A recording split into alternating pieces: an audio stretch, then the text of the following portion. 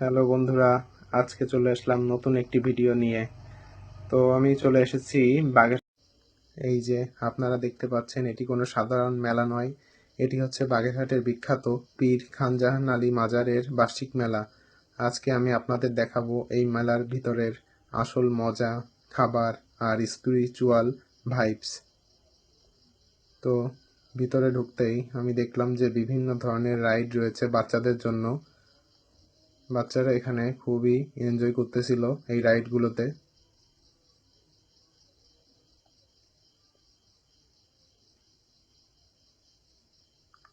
আপনারা দেখতে পাচ্ছেন পুরো জায়গাটা কেমন শান্ত আর খুবই জমজমাট লাগতেছে। এখানে নানান প্রকার স্টল রয়েছে।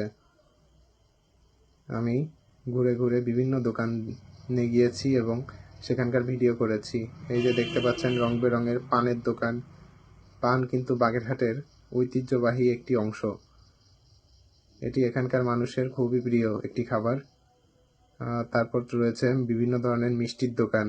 এই দেখুন, মিষ্টি তৈরি হচ্ছে, অনেকেই সেল করতেছে। তো পুরো একটা মেলার অসাধারণ একটি ভাইব। তারপর দেখুন যে চানাচুরের দোকান, বিভিন্ন রকমের চানাচুর মাখা এখানে পাওয়া যায়, মুড়ি মাখা। মানুষ খুবই এনজয় করতেছিল মেলাটিতে। আপনারাও চাইলে আপনাদের ফ্যামিলির সাথে চলে আসতে পারেন মেলাতে ঘুরতে। এখানে নানান রকমের কসমেটিক্স আইটেম বিক্রি হয়।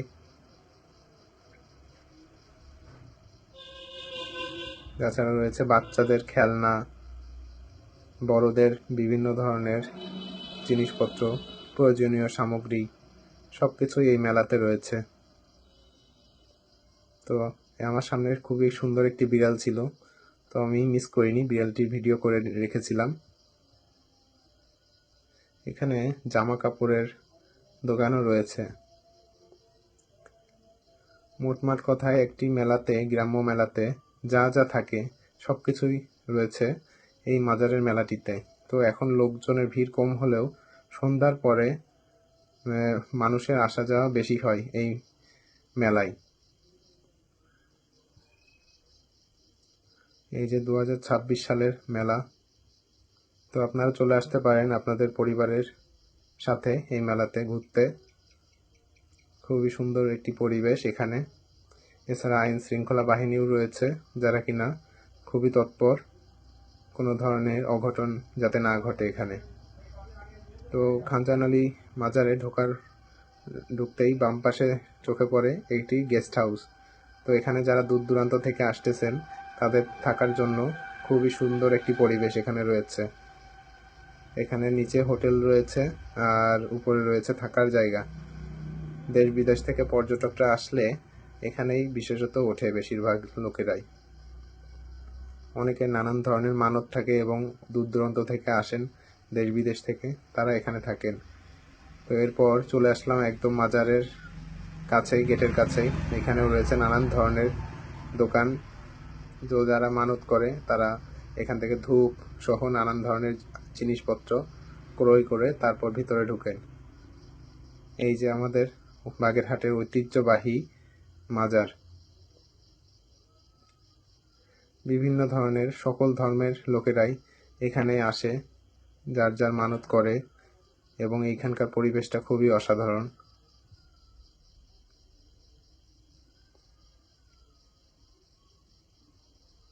আমাদের এই পীর খানজাহান আলী মাজারটি খুবই পুরাতন একটি মাজার। খানজাহান আলী মাজার দেখতে হলে খুলনা বিভাগের বাগেরহাট জেলায় আপনাকে আসতেই হবে। হযরত খানজাহান আলী জন্ম ভারতে হলেও বাংলাদেশের যশোর বাগেরহাট অঞ্চলে তিনি ধর্ম প্রচার করতে আসেন। তিনি বাগেরহাটে বিখ্যাত ৬০ গম্বুজ মসজিদ নির্মাণ করেন। অনেকের মতে খানজাহান আলী আরব দেশ থেকে দিল্লি হয়ে বাংলাদেশে আসেন। যদিও তার ব্যক্তিগত ও পারিবারিক জীবন সম্পর্কে তেমন কোনো তথ্য পাওয়া যায়নি, তবে গবেষকগণ ধারণা করেন খানজাহান আলী সুলতান গিয়াসউদ্দিন আজম শাহ এর সমসাময়িক ছিলেন। খানজাহান আলী তৎকালীন গৌড়ের সুলতান নাসির উদ্দিন মাহমুদের শাহের ঘনিষ্ঠ বন্ধু এবং সেনানায়ক ছিলেন। সুলতানের প্রতিনিধি হিসেবেই খানজাহান আলী বাগেরহাট অঞ্চলে জনপদ সৃষ্টি করে খিলাফত-ই-আবাদ নামকরণ করেন এবং ৩৬০ জন আউলিয়ার আগমনের সংখ্যার সাথে মিল রেখে তিনি ভাটি অঞ্চলে 360টি মসজিদ নির্মাণ ও 360টি দিঘি খনন করেছিলেন। খান জাহান আলী 863 হিজরি সালে মৃত্যুবরণ করেন। খানজারি দিঘির উত্তর পারে তার সমাধি সৌধ নির্মাণ করা হয়েছে। খান জাহান আলীর সমাধিসৌধটি বর্গাকৃতি, সৌধের প্রাচীর 25 ফুট উঁচু এবং এর ছাদে রয়েছে একটি গম্বুজ। খান জাহান আলী মাজার সৌধটি বর্গাকার। তো এই ছিল আমার আজকের